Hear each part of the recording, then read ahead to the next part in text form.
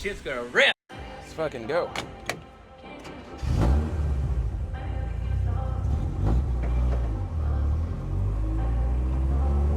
Okay, so we are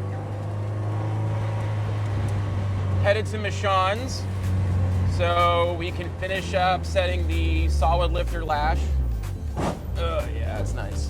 Once that's set with the new cams on it, it'll allow us to actually install the cylinder head onto the block with a thicker head gasket, because our number one goal at this point is making sure that we have as much performance as we can, but that bottleneck will be where those valves clear the piston to not collide with it.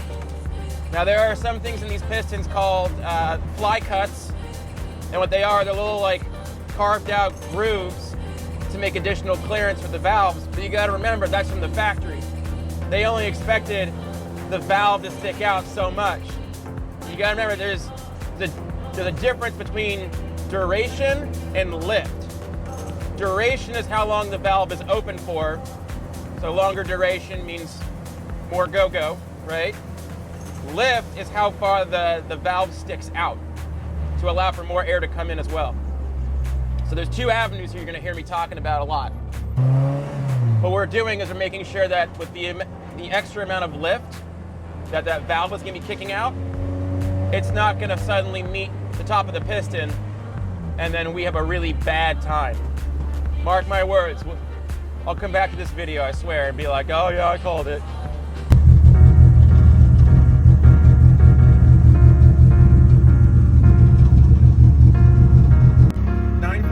Water leaks? Not a thing, dude. No way. I don't know what you're talking about.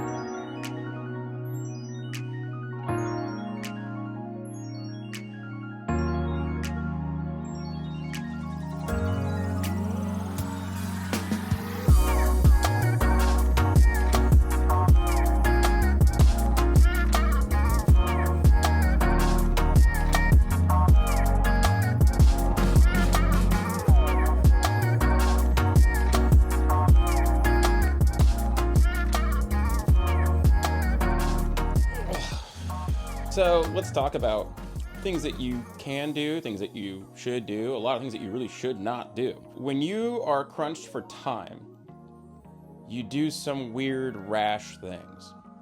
We needed to make a way to clearance the piston top to the valve lift that is now protruding more than it usually would. What does that mean to average people that are watching this shit? It means there's not enough room for what needs to happen. Like, one thing is gonna collide with another, so we have to make room for it. There are really good professional ways of doing that. We don't have access to any of those really good professional ways at this point in time. So what we decided to do, maybe after a couple of beers, I don't know, was we want to try our hand at actually fly cutting by hand. Why? The top of an M54 piston just to see what's up.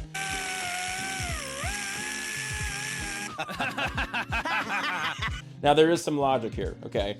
We did take a dead piston and we like checked the thickness of it for where we're gonna be cutting. We had plenty of room to do it. The problem that you run into is that even though we're not boosted, which creates a lot more heat, the irregularities of the surface, if it's not smoothed out properly, if it's not more intelligently done than anything that I could possibly hope to do, you run the risk of what's called detonation or pre-ignition.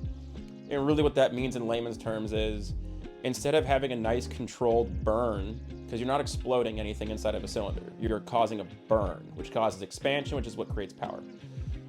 Pre-ignition and detonation means that the flammable stuff inside of that cylinder head that needs to be ignited by the spark plug, if that happens before the spark plug controls when that happens, it becomes really irregular, it causes all kinds of just havoc.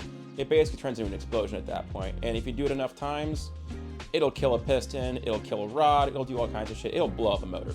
So, because I'm so just exhausted of building this motor over and over again, I'm gonna just sit here and say, what would my mentor say?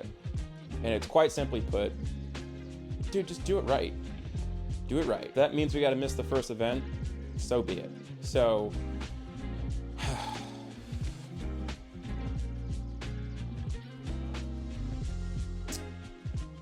fine.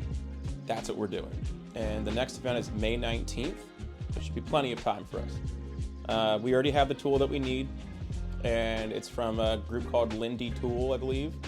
It's a gentleman who's been machining for like 50 years. He's old school as hell. He's built all kinds of like trophy-winning dragsters and that kind of stuff. So I trust the man and his abilities. The way you have to cut these pistons is you leave them in the engine, and you take a cylinder head, and you plug in this tool. It's actually a really cool looking tool. It looks like a cylinder valve because it takes up the place of a valve. Why would you do that? Because you're using a power drill on one end, you set the depth like a drill press, and then you just slowly start carving out what you need. And the nice thing about that is that because it's the same dimension as the valve that you need to try and clearance, it's got the perfect trajectory every single time because it's traveling the exact same path as that valve will. So,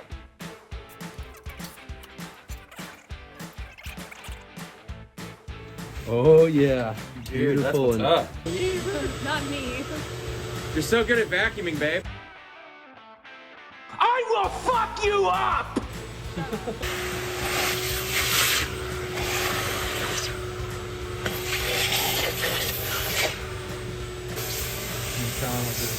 Gentle things. Race pistons. And we can round that out too. Mm-hmm. If any of you guys are out there that need to do a fly cutting tool, I highly recommend talking to this guy because this is a custom piece that I just gave him a call. He was actually able to make the tool and ship it out to me like 2 days later. People that know what they're doing are pretty great. So we're missing the first event, which kind of sucks, but we're doing it right, which is what matters. And I am excited for it, but at the same time, like I'm just getting kind of annoyed because I just want the car to be done. But in my experience, when I get in this headspace, it means that I rush through things and I bemoan it later. So it's kind of where we're at right now. All right, here we are, fly cutting pistons. Gotta make sure that we got our tool on the right valve. So get that out from the last one we were just doing. I need to work on the second one because it's not quite even with the other one. So we're gonna put this tool in the guide. It sits right there.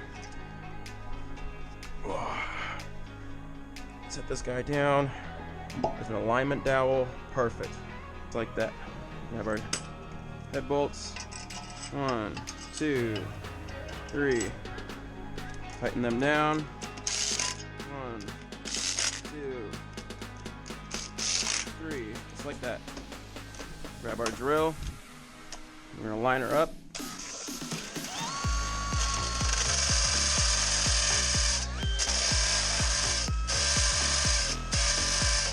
Should be good. Well, 1, 2, 3, just like that. 1, 2, 3.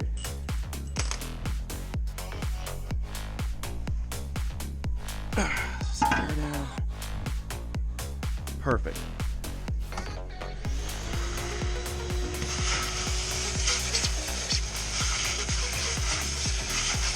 Now we're sitting more even here to here, across the board.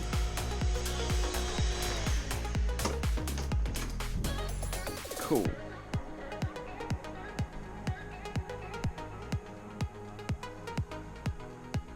Done. Done, done, done. Cool.